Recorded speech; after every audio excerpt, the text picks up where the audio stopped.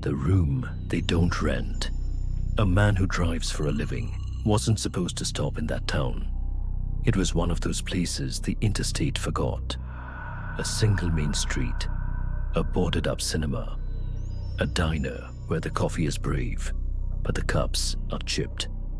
He had another 2 hours to go, but the rain turned heavy and strange, like the sky had waited all summer for the exact minute he passed to let go.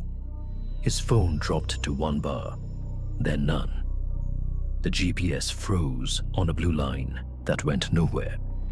When the low fuel light winked on, he pulled under the first shelter with a neon sign. Red Pine Motor Inn, a crooked L of rooms, each with a single curtained window. The office bell didn't ring when he pressed it. It coughed. A small television behind the counter played the weather without sound. He stood dripping, collecting a small lake at his shoes. The woman who finally came out wiped her hands on a dish towel and regarded him like a question she was tired of answering. "Rough night," he offered. "Been rough," she replied, not unkindly. "What can I do for you?" "Just a room. One night." She glanced at a clipboard. "We're full." He looked past her through the office window. Half the parking spaces were empty. Full. She chewed that for a moment, then shook her head like she'd decided it wasn't worth the lie. "Almost full," she corrected. "Almost. Any room will do. I've been on the road since dawn." Another long look. Her eyes moved to the key hooks on the wall. Most had tags hanging. She put the towel down, reached up, and touched one brass key, then hesitated. Her hand drifted to another, then back. "You're just passing through?" she asked. "Yeah." "You a light sleeper?" "Sometimes," he said, though he wasn't sure what answer she wanted. She nodded. Her hand stopped moving. She took down a key tagged with a small metal 6. The 6 had been stamped once, then again, almost as if the first attempt hadn't taken. "Room 6, she said. "You keep the TV on if you like. Drowns out the highway." "The highway?" he asked. He couldn't hear it over the rain. She slid a registration card toward him and a ballpoint pen that wrote in fits. "You got ID?" He handed it over. She held it longer than necessary, reading his name out loud, rolling it around like she was making sure it matched the person in front of her. Then she wrote down his plate number without asking for it, which might have bothered him if he wasn't so tired. "If you need ice, the machine's out," she said. "Vending's out too." She paused, then added, "If you hear walking, it's the old plumbing. Pipes click." "Okay. And if you need more towels, don't," she said, almost smiling. "We're doing laundry in the morning." He smiled back, unsure, took the key, and stepped into the rain. Room 6 was at the far end, away from the road. A floodlight hummed over the door, painting the world in that sickly orange that makes everything look like it's waiting. Inside, the room was cleaner than he expected. Not nice, but trying. 2 lamps that took a moment to decide to be lamps. A painting of a canoe on a lake, the kind of thing you buy by the dozen. The bed sagged like it had opinions. There was a short dresser with a Bible in a drawer. A TV with a screen that had more gray than black, and a bathroom with a fan that whined like a dog at the back door. He peeled off his wet shirt, wrapped himself in a towel, and called the number on his client sheet to say he'd be there tomorrow instead. Straight to voicemail. He texted something brief and set the phone on the nightstand. No bars again. Fine. The rain softened. The room settled. He lay down and closed his eyes.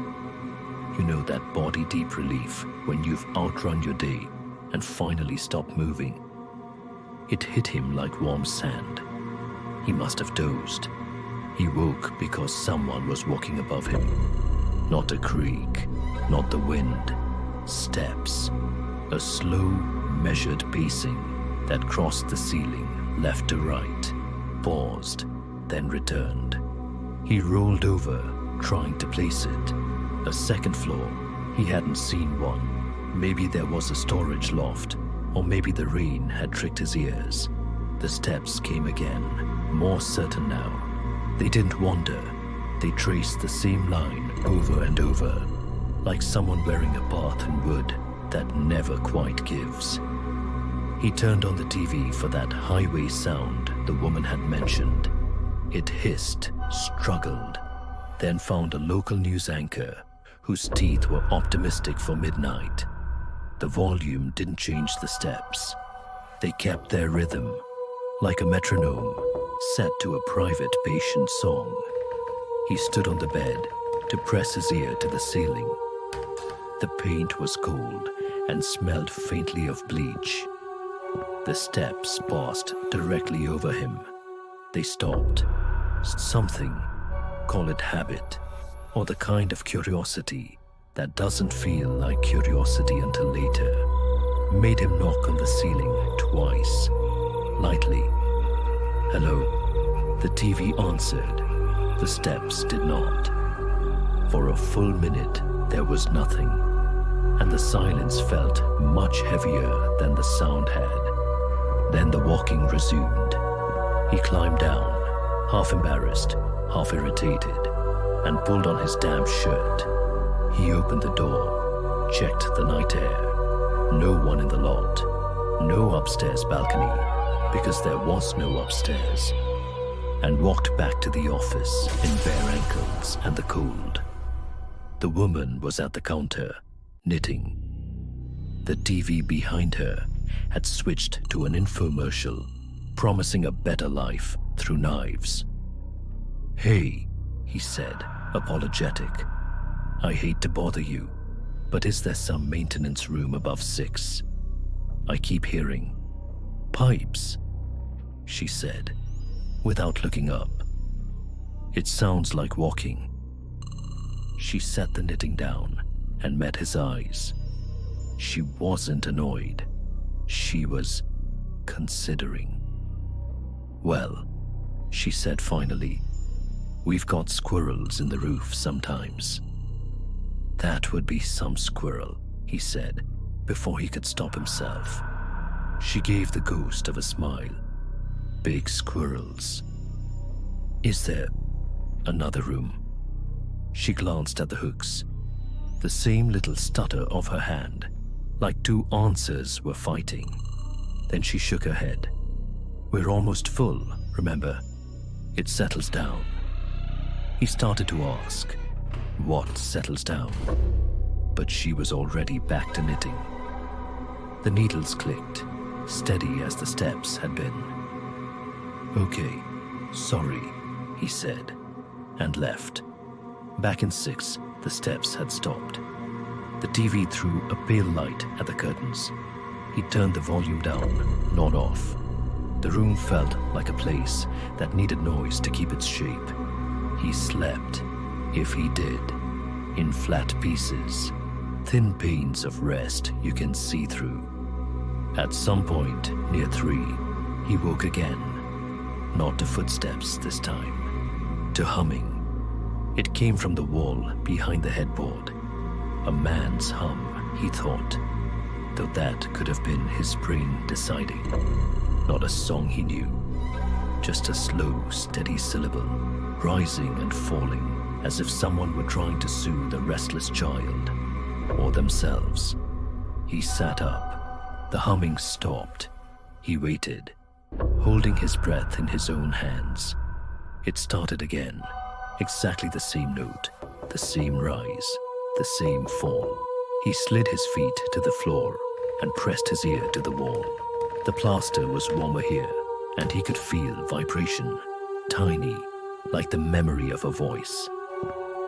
"Hello," he said, The universal prayer of people who want there to be nothing to answer.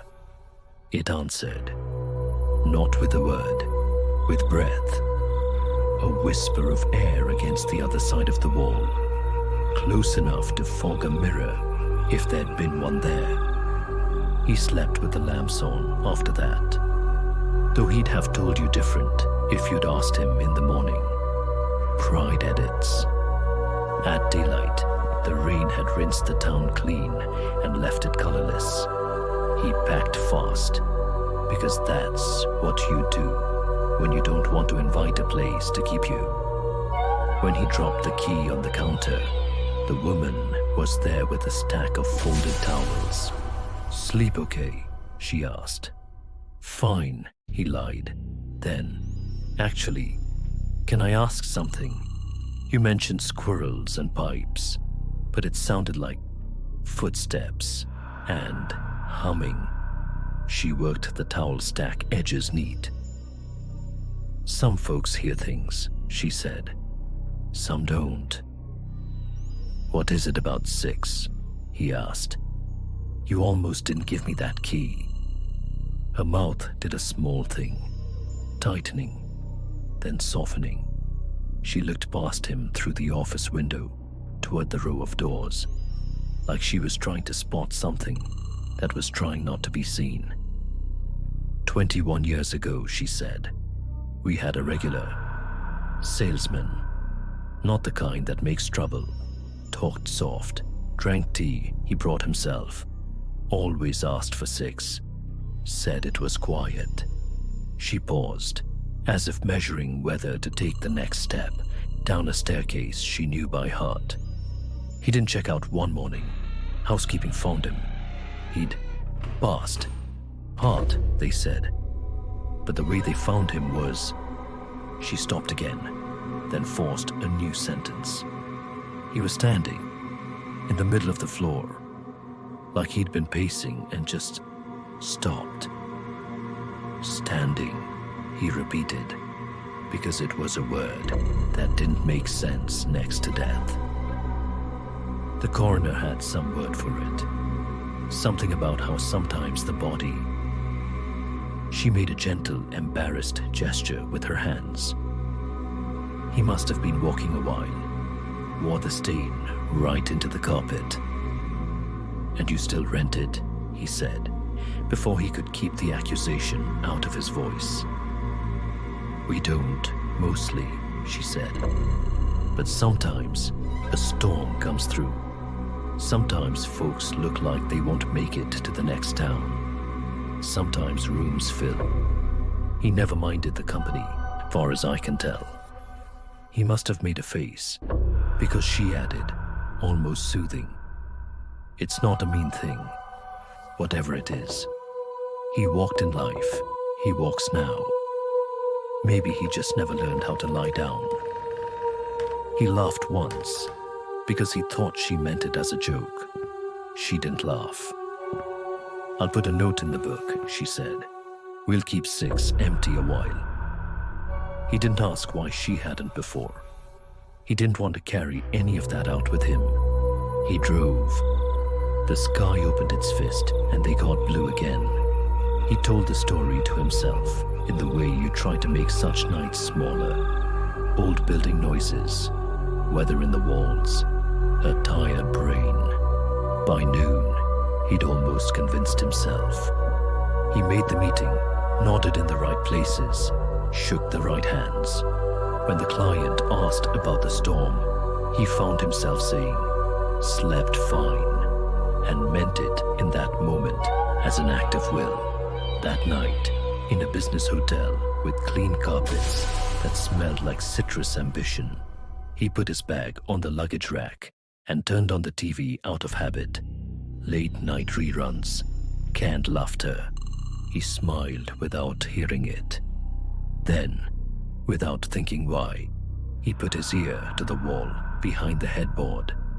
Silence, of course. He laughed at himself, got into bed, and reached to plug in his phone. The charger fell behind the nightstand, because hotel chargers always do. He fished for it, arm to the shoulder in dust. The noise was so light, he almost didn't catch it. A thread in the air, a hum, one note. He froze, waited. The AC cut off, the sound world simplified. There it was again. The same rise, the same fall. Not through the wall this time. In the room. You know how a sound can be near your ear without being outside it. Like your own throat remembering something. He sat up, heartbeat miscounting. The hum stopped. His phone lit as it charged. No service. Not funny, he told no one, and turned the TV up foolishly loud. The laughter sounded like people who had never been inside a night.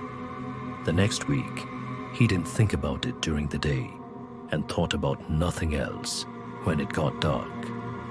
He told himself the story had been his story. People love to adopt haunted houses the way people love to adopt strays. It gives fear a leash. But when he closed hotel doors behind him, rooms he'd never been in before, he started noticing passage lines in carpet he hadn't noticed before.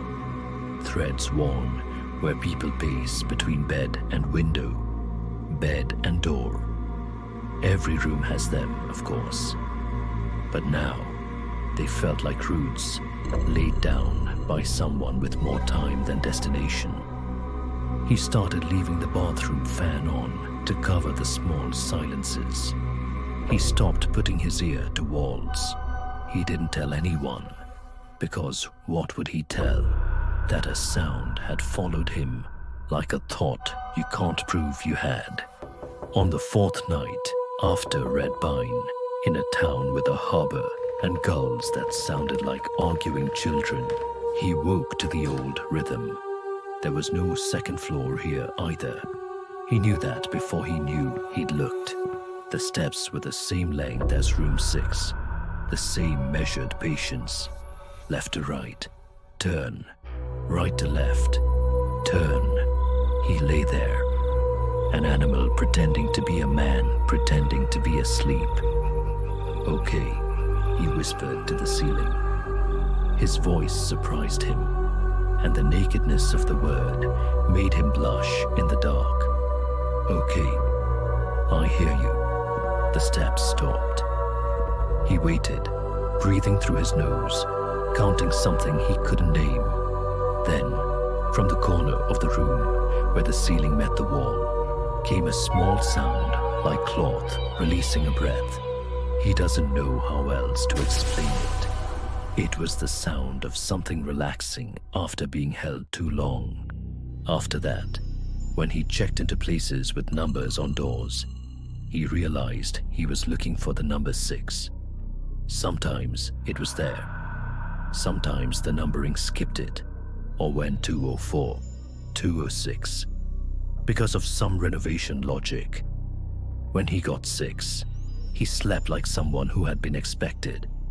When he didn't, he would lie awake an extra hour, listening for walking that may or may not have been his. A month later, business took him the same route. He didn't think of stopping at Red Pine, and then he did, without meaning to. Muscle memory of the lost and found. The office smelled like fresh coffee. A different person at the counter this time. An older man with white hair like frost on a fence. Need a room? The man asked. Friendly in the way people are when they've practiced. Just wanted to ask about someone, said the traveler, and realized how that sounded. The clerk waited. The woman who checked me in last time. Short hair, blue eyes, knits. Janet, he said. She's off today. He must have looked disappointed because the clerk added, You okay? I stayed in 6, the traveler said, few weeks back. The clerk went very still in the way people do when you say a number that means more to them than to you. How'd you sleep? He asked finally. Better than I should have, was the honest answer. The clerk studied him a moment, then nodded toward the row of keys. 6's hook was empty. A small piece of masking tape over the number had been half peeled, stuck back, half peeled again. Janet used to keep it unrented, he said, out of respect. I told her folks don't care, not anymore. They hear worse on their phones than rooms can do to them. He shrugged. But we keep it light. Some places like to sell the story. We don't. What was his name?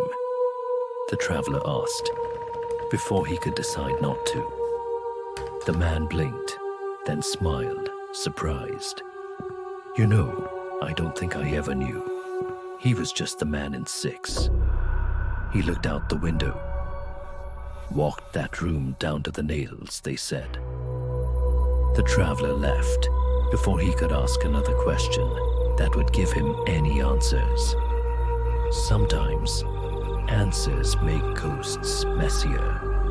On the drive out of town, he realized his jaw had unclenched. Like there was a conversation he'd been having without words, and someone had finally nodded back. That night, a different hotel. When he turned off the lamp, the room didn't immediately find its shape.